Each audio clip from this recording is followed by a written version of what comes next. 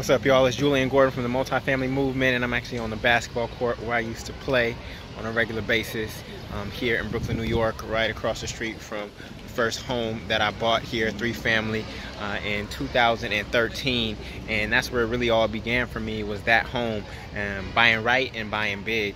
I always encourage people to go big on their first home, because of their first multifamily home, not their first home. Don't get it twisted, because that's where you get the most leverage if you use like an FHA loan, 3.5% down. So if you're buying $1 million home, you only have to put $35,000 down. Of course, there's closing costs and other things that you have to pay for, but that's the most leverage that you're ever going to get from a financing standpoint, because after that, you're going to be spending about 20% to 25% down in order to get into a multifamily home. So you want to take that leverage and use it to the best of your advantage and go as big as possible, not to a point where you are going to feel uncomfortable and you can't actually afford it and it's going to stretch you, but to a point where like you are going to be able to create some generational wealth off of one deal. Like, you want this first property to be in your family forever. So this is really where it all began. And you know, prior to that, I moved to New York in 2007, excuse me, and I was living in some pretty not cool apartments, right? Nothing lavish, anything like that. Just keeping it basic and trying to keep my cost of living as low as possible. And that's how I was stacking bread. I didn't have any Jordans or anything like that. I wasn't stamping my passport like a lot of my peers. But this was a sacrifice that I made, because now I have this property here, and while they've had a lot of amazing experiences, they're still paying rent, and they're paying high rent here in New York to people like me. And I don't say that to put anybody down, because to each his own, and I could die tomorrow. Even though I want to travel to some of those places, I could die tomorrow. And these are some of the trade-offs and the sacrifices of walking this path on the multifamily movement. I had to give up on some things and pass up some events and things of that nature in order to make this happen. But this was important for me. I read Rich Dad Poor Dad when I was in college, and it took me, I read it about 2003, so it took me about a decade to be able to position myself to get this. I had enough money to buy a single family home way earlier, but I knew that that wasn't the game plan for me, and so I was sticking to the script. So from here, I was able to actually invest at a distance to get my second property in New Orleans. And I traveled there. My wife and I traveled there for several occasions. I traveled there for work, and I just fell in love with the city. Excuse the wind, I don't know if you can hear it.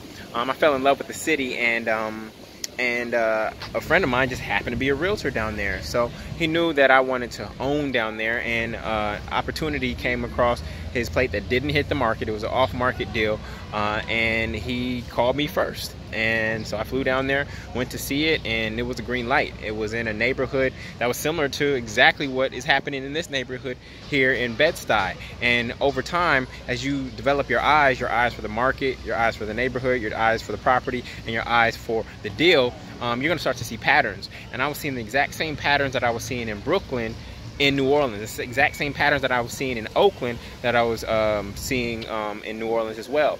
And so when Oakland is my hometown, or that's where I grew up, and I can't call it home. I haven't been there for a long time now, so I can't call it home anymore. And that's where I wrestle a little bit with this idea of gentrification, because since Oakland is no longer my home, the place where I was born, I actually don't feel like I have a home right now. So anywhere I go, I'm kind of gentrifying, but actually gentrifying isn't defined as just an outsider coming in. Gentrifying is defined as improving a neighborhood towards middle-class taste. So if there were a whole bunch of black owners on this block and they all decided to do the front of their houses nice, that would be gentrification.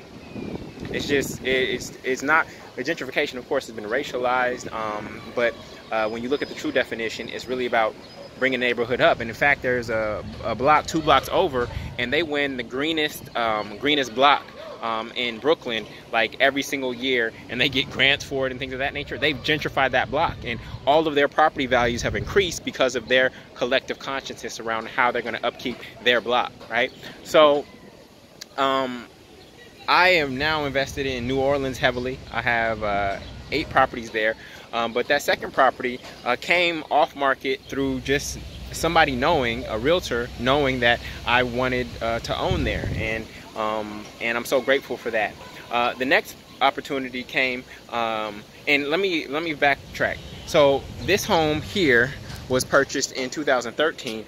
The one in New Orleans didn't get purchased till 2017, so there's a 4-year gap. So what was this 4-year gap really all about? One, I was just getting familiar with what it meant to own real estate, right?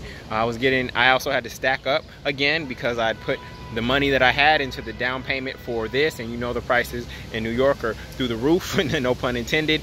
And so I had to stack back up in order to make a move somewhere else. But I knew that it was going to be hard for me to buy another property in New York with the way the prices were, because I couldn't use the FHA loan again. I would have to put 20% down or 25% down on $1 million property, and I didn't have $250,000 cash just sitting around like that, plus closing costs and things of that nature. So I knew I would have to go somewhere else if I wanted to expand my portfolio, and New Orleans was an affordable place to invest, and so that's where I made my next move. But what happened in that 4-year gap is that I started changing my identity from just a multifamily home owner or just a homeowner in general to one of a real estate investor. Once my identity changed, then you'll see that between 2017 and 2019, I acquired 9 more properties in that 2-year period. And again, this was all on the side. This was on the side. I wasn't doing this full time. This was a semi-passive thing that I was doing, you know, doing my research, doing my due diligence, traveling to New Orleans, etc. Always looking at deals, always evaluating them. And that's how it emerged, literally on the side. That's how I built my portfolio. I have my core business, which is teaching and training online and offline and speaking all across the country. So I have my core business, and now real estate is actually catching up to that core business. But this was all on the side, and that's what I want to share with those of you who are working full-time jobs, or those of you who are entrepreneurs and you're looking for a place to put your economic resource, what they call discretionary income, right? Or disposable income. Like, that's the worst word you could use to describe money, which is just a form of energy. You worked hard to get this piece of paper, it's stored energy in it, and we call it disposable income. That's like stupid, right? So if you have disposable income or anything like that, you don't want to dispose of it, you want to invest it. And real estate is the most proven business model of all time. Literally, it's been here since 900 AD with the feudal system, right? The feudal system, where do you think the word landlord comes from? It comes from the lords in the feudal system, right? And landlords. So real estate is the most proven business model of all time. And I know there's all kinds of business models out there that people are trying to sell you on. You could sell this online, you could drop ship, you could do Craigslist this, you could do that, you could do this, you could do that. Man, real estate has been here for, what is that? That is 2,900 years. 2,900 years. I don't know if Amazon's going to be around for 2,900 years. I don't know if Google's going to be around for 2,900 years. But real estate, it's not going anywhere. The population is only increasing, and real estate is obviously, especially here in New York as an example, is only becoming more and more scarce. And so I say that to say that this is the most proven business model of all time. It has better returns than the stock market, and everybody wants to tell you that the stock market returns 10% annually, and maybe historically when you add up all the gains after the Great Depression and things of that nature. But in the past, since 2009 to 2019, the stock market has only actually returned 5.49%. Go look at the S&P 500 and run the annual growth rate from 2009 to till now.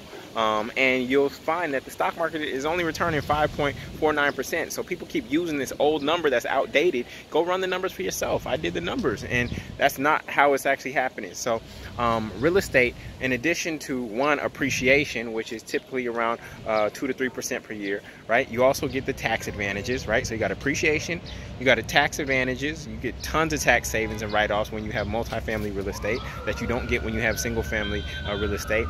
Then you also get cash flow. And then you also get principal pay down from your tenants. Okay, so that's like 4 different income streams that shift your balance sheet thanks to real estate. And there's not any other business model right now that you can actually go get $1 million loan for and buy it, and then it start cash flowing immediately.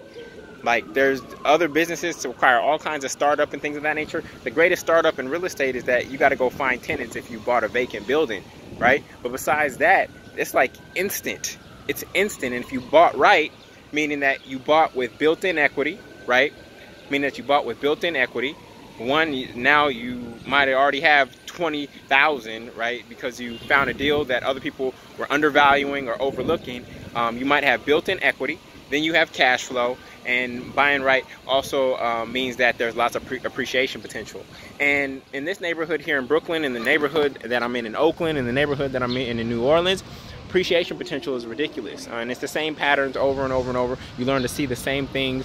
And again, like I said, I didn't have the capital. When I saw Oakland turning and when I saw Brooklyn turning, I didn't have the capital to go do what I'm doing in New Orleans. But once I saw it happening there, I was like, you know what, I'm gonna go make sure that these communities stay our communities and make sure that there is black ownership in our communities. Can't just let these situations go. And what happens for a lot of people and what makes deals available when gentrification even possible is that oftentimes there's like a matriarch who owns the property, like the grandmother, and then when the grandmother passes on, it gets inherited by a whole bunch of siblings, right? And what happens is neither sibling, all the siblings want the most money that they can get, and neither sibling has that money to pay off all the other siblings. And therefore, they're like, the best way to make this liquid is to sell it and to get cash, which we can easily divide down to the penny. And so this is how we start losing our communities, is that we don't have the right estate planning in place to make sure that these assets remain in our ownership. And so from there, I bought in Oakland, in a neighborhood where I wouldn't go when I was in high school, that you heard about in the Loonies and 3 Times Crazy songs. I bought there. I always tell people, go buy where your favorite rappers grew up. Go buy where your favorite rappers grew up, because that's where a lot of the deals are, right? And so that was the deal in Oakland. And okay, so first 3-family in Brooklyn, a duplex in New Orleans, and then a duplex in Oakland. In Oakland, the cash flow was not great. It's not great, but the appreciation has been through the roof. It just appreciated more than any second most. The only other property that's appreciated more than that one is this one here. But so the appreciation has been crazy in a short amount of time because Oakland is just going bananas. But rather than trying to get by the lake, which is closer to San Francisco, where everybody was going in, I went further to the outskirts. You want to find the fringes, right? This is the 3-point line here. You want to find the fringes where nobody's going. You want to go where Steph Curry goes. Like, you want to go out here because you know that the 3-point line is going to keep coming out and out and out and out and out as people occupy and win in this space here. So I hope that metaphor made sense. But then from there, New Orleans, again, New Orleans for me, I just love it there. And I love the culture, I love the food, I love the people. And I hope that New Orleans embraces me and accepts me in such a way where I can actually call it home and I can be native there. That's my commitment right now. And the way I think about that is making sure that when you come into a community that you give more than you take, right? This is what I call ethical investing. A lot of people are investing and they don't care anything about the people. They put profit over people. Some of these buildings that are being built next to my house, it's just profit over people. They don't care about the people. They don't care about this community whatsoever. In New Orleans, I got Section 8 tenants, and I don't raise rent on them except according to the CPI. As a landlord, you actually have to raise rents. Otherwise, according to CPI, not just raise them just for the sake of raising them because you want more money, but according to CPI. Otherwise, if your rents are low and you actually want to exit, it makes it actually impossible for you to sell. So there's properties in Oakland where the landlords did not raise the rents whatsoever, and people have been there for 10, 20 years at this low rent, and now they want to sell, they want to exit, they want to go retire, but they can't because the rents are so low, it doesn't make sense for anybody to actually buy that property. So that's one of the weird things about real estate, is that you actually have to raise your rents every year stay in alignment with the consumer pricing index if you ever want to exit by selling. For somebody who doesn't own, you might not understand that yet. I didn't understand it until I owned, and until I was actually trying to buy property. It's like, it doesn't make sense for me to buy this property. I would actually be losing money if I bought it, right? Because the rents are so low, and there are certain cities where the tenant laws, the laws favor tenants, which is good, and therefore it makes it hard for owners then to sell or to exit without taking a huge L. So there's that. Oh, and then Mama Jennifer at the community bookstore in New Orleans, she says, what are her 4 questions? They are, why are you here? What do you expect to get? What do you expect to get? What do the people get? And I forgot the 4th question, but those are her questions. Those are her questions in terms of, she just asked those questions to people who come into her bookstore in New Orleans, and she doesn't even want you to answer her. She wants you to think about it for yourself, which I think is absolutely powerful. They're more rhetorical questions. What do you want? What do you expect to get? What do the people get? And I think, why are you here? So consider those questions for yourself if you want to be an ethical investor. So since then, New Orleans, 3 family here, right? Duplex in New Orleans, duplex in Oakland, and then I decided, you know what? Oakland prices are going crazy, so I'm gonna double down in New Orleans, and from there, got another duplex in New Orleans, 5 bedrooms, 3 bathrooms. Then another duplex, 2 bedrooms, 2 bathrooms, and then I finally got my 4-plex. I was so focused on getting a 4-plex, and that opportunity came across. It was out of the neighborhood that I was getting to know really well. It was a little bit of stretch, but the neighborhoods that I was in didn't really have that many 4-plexes. So if I really wanted a 4-plex, which I felt would cash flow better and actually have greater appreciation, I had to go outside of my comfort zone. And I'm happy I did. And then from there, it's been 3 more duplexes, and then another 4-plex. So that has been the path. That has been the path for me. And again, this first property was in 2013, but between 2017 and 2019, that's when all the other 9 properties came.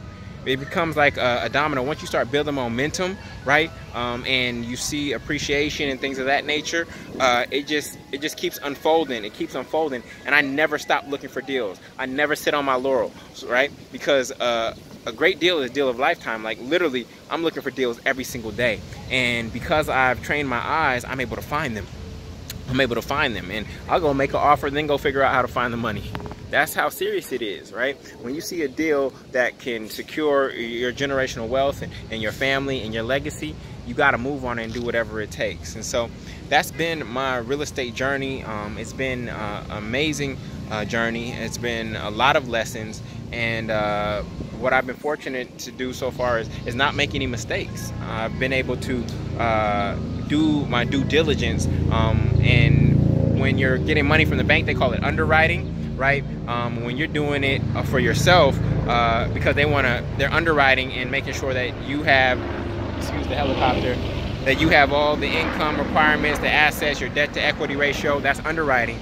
Well, when you're actually evaluating a deal, it's called due diligence, and that's why I created the Purchaser Pass deal analyzer, and I'm able to analyze deals in literally 5 to 10 minutes and make an offer within 30 minutes to an hour, because my agent is quick on the gun and ready to move when I'm ready to move. So, and you don't just want to have one agent, you want to have multiple people looking for you at all times, all right?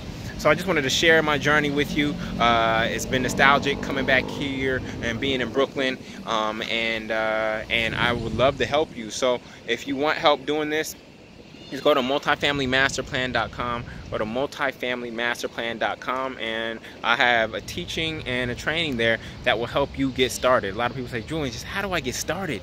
And I want to show you exactly how to do so. So I wish you the best, but you got to move, you got to hurry, all right? Because rents are going to continue to rise, and you don't want to wait until rents rise too high for you to save, or real estate prices rise too high for you to buy, all right? Much love, y'all. Peace.